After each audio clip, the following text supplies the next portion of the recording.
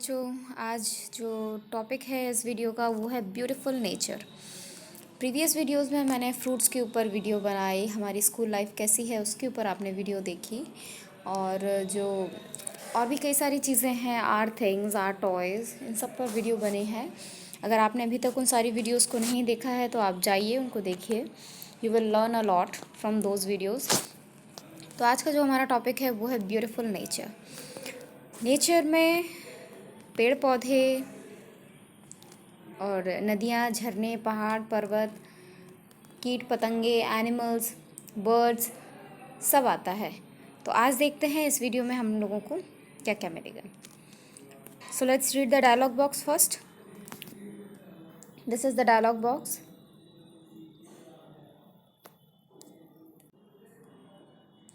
Look at all the living things around us. Living things यानी जिनमें जान होती है, ठीक है। हिंदी में बोलते हैं सजीव और इंग्लिश में बोलते हैं वो दूसरा होता है निर्जीव। इंग्लिश में बोलते हैं living things and non living things. वे वस्तुएं जिनमें जान होती है वो लिविंग थिंग्स कहलाती हैं, और जो एक जगह से दूसरी जगह अपने आप से मूव कर पाती हैं। और जो नॉन लिविंग थिंग्स होती हैं उनको मूव कराने के लिए किसी दूसरे के सहारे की ज़रूरत होती है और इनमें खुद की जान नहीं होती है। They all are part of nature, ठीक है। तो मतलब जितनी भी लिविंग थिंग्स हैं वो सभी नेचर का पार्ट है। When we talk about nature we can talk about plants, insects, small animals, farm animals, wild animals and their body parts. तो जब हम नेचर की बात करते हैं तो हम प्लांट्स को देखते हैं, इंसेक्ट्स यानी जो कीड़े होते हैं, स्मॉल एनिमल्स छोटे जानवर, फार्म एनिमल्स यानी जो डेयरी प्रोडक्ट्स हमें जिनसे मिलते हैं, फार्म एनिमल्स उनसे, वाइल्ड एनिमल्स को, और उनके बॉडी पार्ट्स का भी हम आज इसमें जो है वो स्टडी करेंगे। तो प्लांट्स और इंसेक्ट्स एंड स्मॉल एनिमल्स। तो जो आप लोगों को क्लास में याद होगा, मैंने एक सीड जर्मिनेशन की प्रोसेस कराई थी कि कैसे एक छोटे से बीज से स्प्राउट्स निकलते हैं and then they convert into the plant and then after it will convert into the big tree. So process is started from the initial level, like from the seed.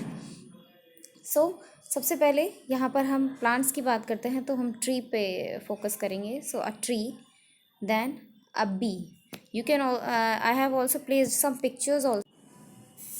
तो अब बी, यहाँ पे मैंने कुछ pictures भी लगा दिए हैं ताकि आप लोगों को उस वर्ड को देख के पिक्चराइज आप कर लें, पिक्चर को आइडेंटिफाई कर लें कि जो बी है वो एक्चुअल में दिखने में ऐसी लगती है।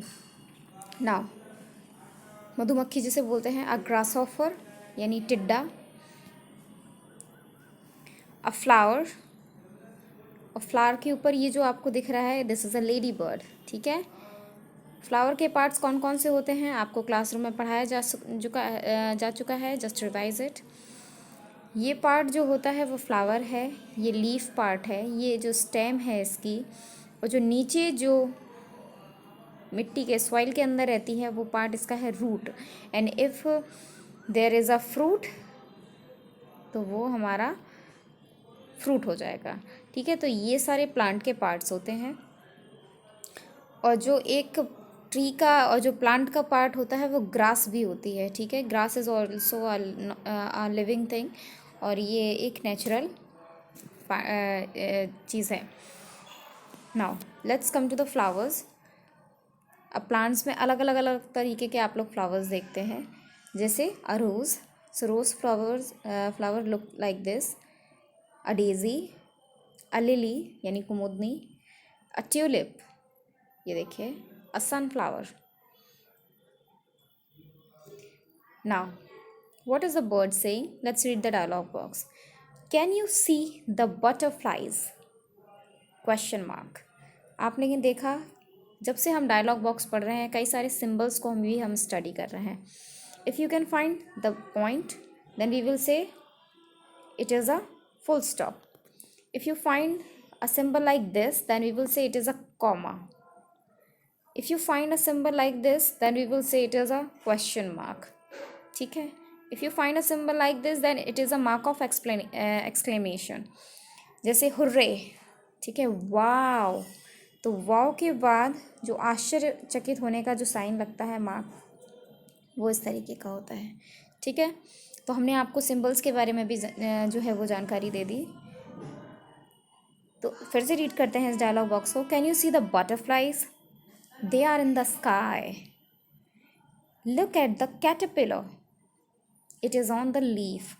आपने देखा ये डायलॉग बॉक्स जो भी है वो पूरा रिलेटेड है अभी आपने जो जितनी भी पिक्चर्स देखी, लाइक बटरफ्लाई, जो भी आपके हाईलाइटेड वर्ड्स हैं like butterfly, caterpillar and leaf, वो सारी चीज़ें आपने यहाँ पर देखी हैं। ठीक है, बटरफ्लाई हम नीचे देखेंगे। See, this is the butterfly, a butterfly, a dragonfly. अगर बटरफ्लाई एक है then we will say a butterfly, and if they are more than one then we will say butterflies. We will make its many word by adding IES after removing Y। Compare करिए इसको, दोनों spellings को। इसमें FL के बाद Y लगा हुआ है, और जो हमने इसका प्लूरल बनाया, इसका मैनी बनाया, तो हमने Y को हटा के IES को ऐड कर दिया। जनरली आपने देखा है कि किसी भी वर्ड में हम जब S जोड़ देते हैं तो वो उसका प्लूरल फॉर्म बन जाता है। Like if there is a word girl, तो उसका प्लूरल क्या हो जाता है? GIRLS, यानी एक सिंगल गर्ल और ये गर्ल्स, मतलब अ ग्रुप ऑफ गर्ल्स हो जाता है। लेकिन देयर आर सम एक्सेप्शंस, कुछ एक्सेप्शंस हैं, कुछ अपवाद हैं जिसमें लास्ट वाले कॉलम में एस नहीं जुड़ता है, एस की जगह कुछ और वर्ड्स जुड़ते हैं, और कुछ वर्ड्स को, कुछ लेटर्स को रिमूव भी हमें करना पड़ता है। Like in this word butterfly में हमने वाई को रिमूव किया और उसका मैनी बनाने के लिए हमने IES को ऐड कर दिया है। ठीक है, same happens with dragon fly. तो हमने इससे क्या निष्कर्ष निकाला, क्या हमने रिजल्ट निकाला कि जिन वर्ड्स के लास्ट में वाई होता है उसका प्लूरल लगाने के लिए हम उसमें एस नहीं लगाते हैं, हम वाई को हटा के IES जोड़ते हैं। क्लियर हो गया कॉन्सेप्ट आपको? तो ड्रैगन फ्लाई का जो मैनी हो जाएगा, यानी जो उसका प्लूरल बनेगा वो ड्रैगन फ्लाइज बनेगा। इट इज़ अ फ्लाई, और उसका प्लूरल बनेगा flies. A snail, you can see the snail looks like this. A caterpillar पत्तियों को खाता है ये। अ बीटल, ठीक है। A cockroach, an ant. अभी यहाँ पे आप देख रहे हो कि सबके साथ ए लग रहा है, और यहाँ पे आंट के साथ एन आया। तो रिवाइज करिए, प्रीवियस वीडियो में मैंने आपको क्या बताया था कि जिन वर्ड्स की स्टार्टिंग वोवल वर्ड से होते, लेटर्स से होती है, लाइक AEIOU, तो उनके आगे हम एन का यूज़ करते हैं। अब आप देखिए, आ स्नेल में जो स्नेल की मीनिंग है वो एस से स्टार्ट हो रही है, इसमें सी से हो रही है, बी से हो रही है, एम से हो रही है, इसमें भी सी से हो रही है। बट आंट की जो स्पेलिंग है वो ए से स्टार्ट हो रही है, and A is a vowel word, then we इसीलिए हम उसके आगे एन का यूज़ करेंगे। दो चीज़ें आपको क्लियर हो गई। मैंने आपको सिंबल्स का यूज़ भी बता दिया है, और आपको आर्टिकल्स ए और एन का यूज़ भी मैंने आपको बता दिया है। ठीक है, अ स्पाइडर, ये है स्पाइडर, और कॉकरोच का जो मैनी है वो बनेगा कॉकरोचेस। ठीक है, अब CH आ गया है, तो अब हम इसमें एस नहीं लगाएंगे। क्या बताया था रूल कि X, CH, SS और O अगर किसी वर्ड के लास्ट में आते हैं तो उनका जो प्लूरल है उसमें एस नहीं लगता है, क्या लगता है? ES। For example mango,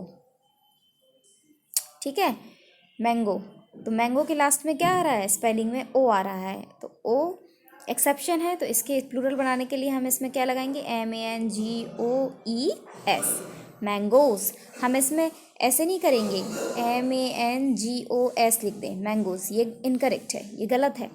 mango का हम प्लूरल ES जोड़ के बनाएंगे। तो इस रूल को भी आप इसको नोट कर लीजिए और लर्न कर लीजिए। तो दो रूल्स हमने कौन कौन से सीखे कि अगर वाई आता है किसी भी वर्ड के लास्ट में तो उसका मैनी बनाने के लिए हम वाई को हटा के IES जोड़ देंगे। ठीक है, एक ये रूल हो गया। और जो नॉर्मल जो प्लूरल्स बनते हैं वो लास्ट में S जोड़ने पर बन जाते हैं, बट अगर उस वर्ड में वाई है तो फिर उसका रूल चेंज हो जाएगा, वो बनेगा IES जोड़ने के बाद। एक जो थर्ड रूल अभी हमने देखा कि अगर X, CH, SS और O ये वर्ड लास्ट में आ जाए, जैसे मैंगो का एग्जाम्पल दिया मैंने आपको, O लास्ट में आ रहा है, ऐसे कोई और भी बॉक्स है, ठीक है, या कुछ भी लास्ट में आ रहा है, CH और SS से एंड हो रहा है, तो हम उसके प्लूरल के लिए उसमें E और S जोड़ देंगे। क्लियर हो गई बात? ये 3 रूल ध्यान रखिएगा। Now let's come to the farm animals. Farm animals उन एनिमल्स को बोला जाता है जो हमारे डेली हाउस होल्ड्स में हमारी मदद करते हैं, जिनसे हमें डेयरी प्रोडक्ट्स प्राप्त होता है। इनमें से कई सारे ऐसे होते हैं जिनसे हमें डेयरी प्रोडक्ट्स प्राप्त होते हैं, हर किसी से नहीं होते, but we use them in our daily household works. तो फार्म एनिमल्स में कौन कौन से आ जाएंगे? A cow, a donkey, a horse, a pig, a chicken,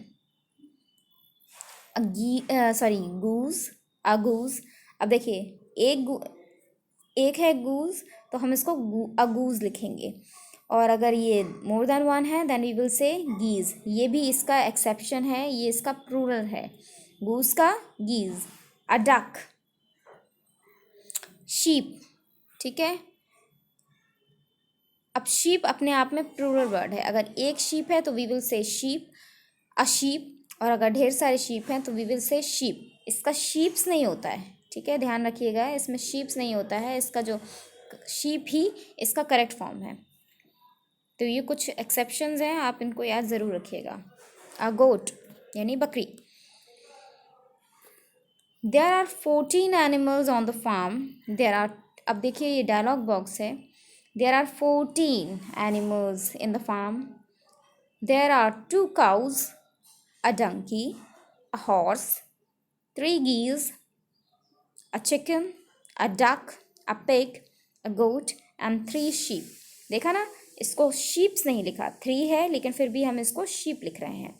sheeps is wrong। okay, now let's come to the wild animals। Wild animals जो जंगल में पाए जाते हैं, रेयरली जो हमें देखने को मिलते हैं, ठीक है, जिनसे हमारी बायोडाइवर्सिटी जो है वो इक्वल रहती है। These are very important part for our nature. तो an owl, an eagle, a koala. आपको याद हो कुछ दिन पहले न्यूज़ में ऑस्ट्रेलिया में जब आग लगी थी तो सबसे ज़्यादा कोआलाज जो बेयर थे इनको नुकसान पहुंचा था। So koala is a famous and ज़्यादा मात्रा में पाया जाने वाला जो जीव है वो ऑस्ट्रेलिया का है। और हाल ही में इसकी जो इतनी ज़्यादा ट्रेजिडी इसके साथ हो गई थी कि इसको वल्नरेबल जो है वो IUCN ने घोषित कर दिया था। अब आप बोलेंगे IUCN क्या है? सो IUCN is the international union of conservation of nature. ये एक यूनियन है जो प्रकृति में जो भी जीव पाए जाते हैं उनके संरक्षण के लिए, जो जीव हैं और जो पेड़ों की प्रजातियां हैं जो वल्नरेबल हो रही हैं, जो दिखाई नहीं दे रही हैं, जो नष्ट होती जा रही हैं, जो लुप्त प्राय होती जा रही हैं, उनको प्रोटेक्ट करने के लिए एक इंटरनेशनली काम करने वाला यूनियन है। ठीक है, अभी तक आप इतना ही जानिए। जब आप बड़े हो जाएंगे then I will provide a video.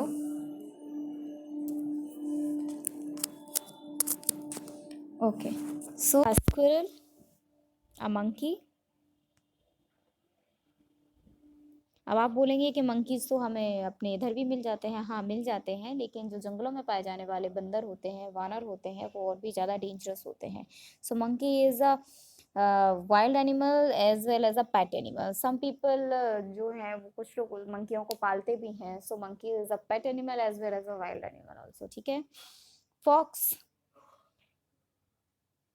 Lizard, snake. ठीक है, अब डायलॉग बॉक्स क्या है इसको रीड कर लेते हैं। जो भी हमने अभी तक एनिमल्स पढ़े हैं उनका कंपाइलेशन एक डायलॉग बॉक्स में रहता है।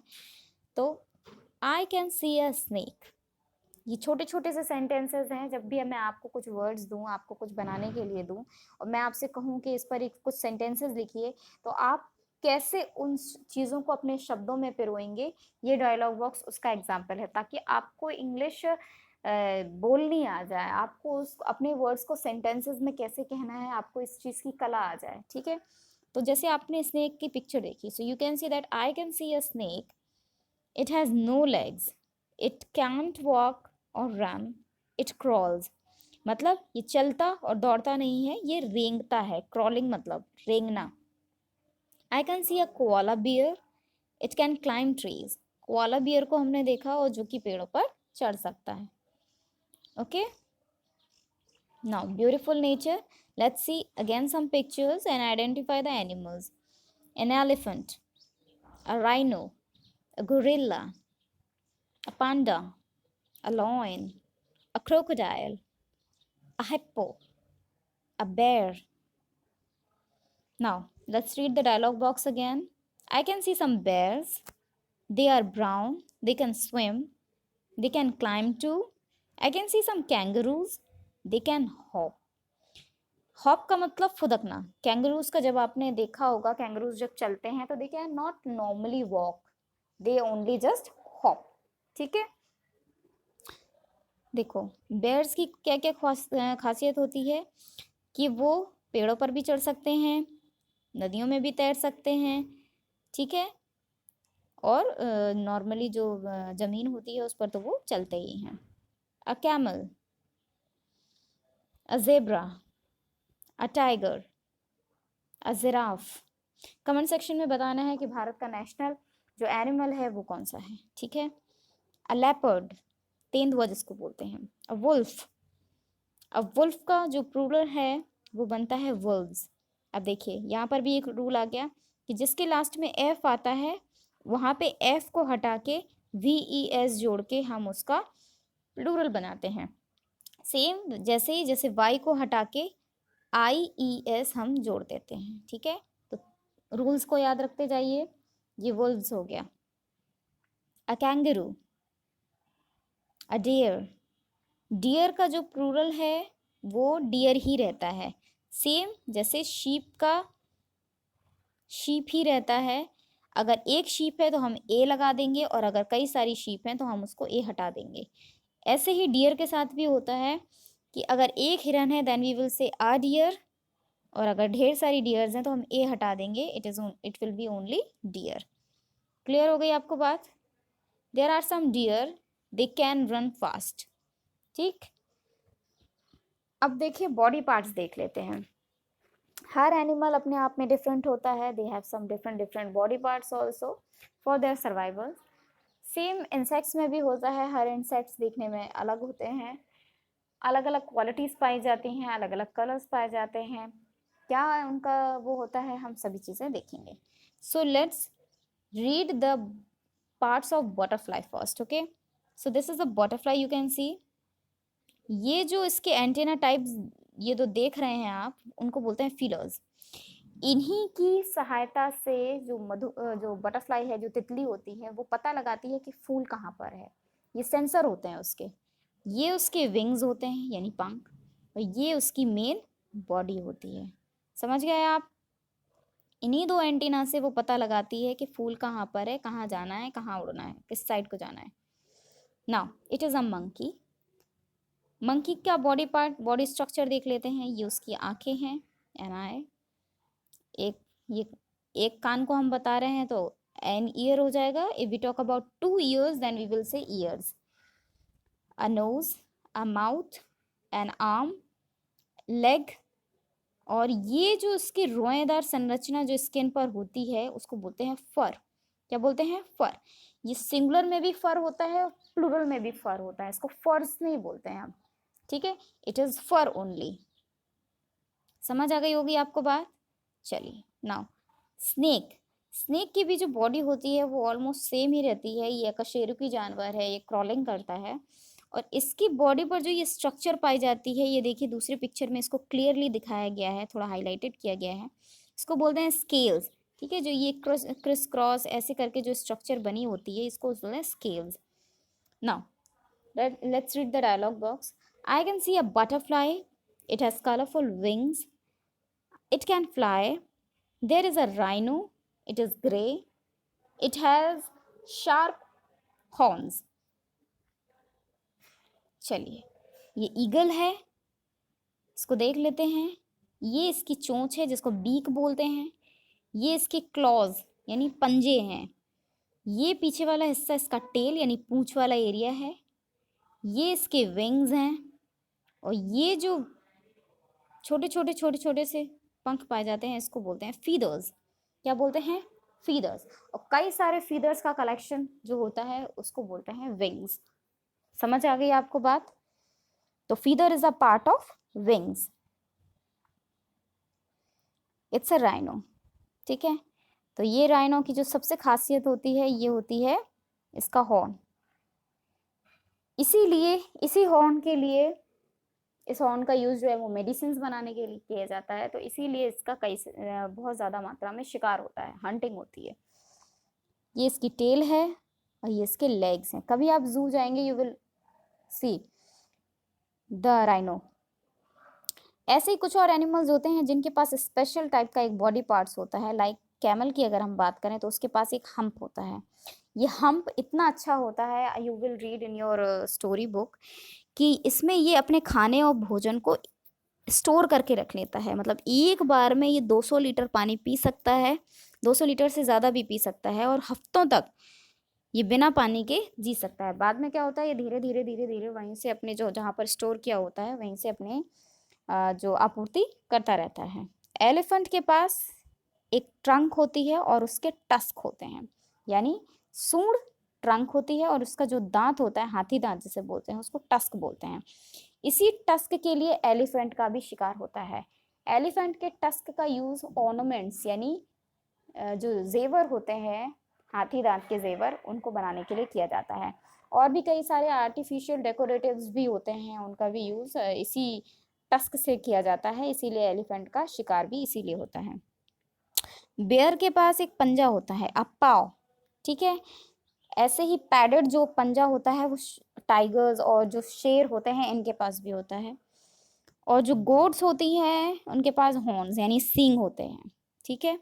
तो ये जो कुछ चीज़ें हैं जो इनकी रक्षा करती हैं दूसरे एनिमल से, ये इनके प्रोटेक्टिव ऑर्गन्स हैं।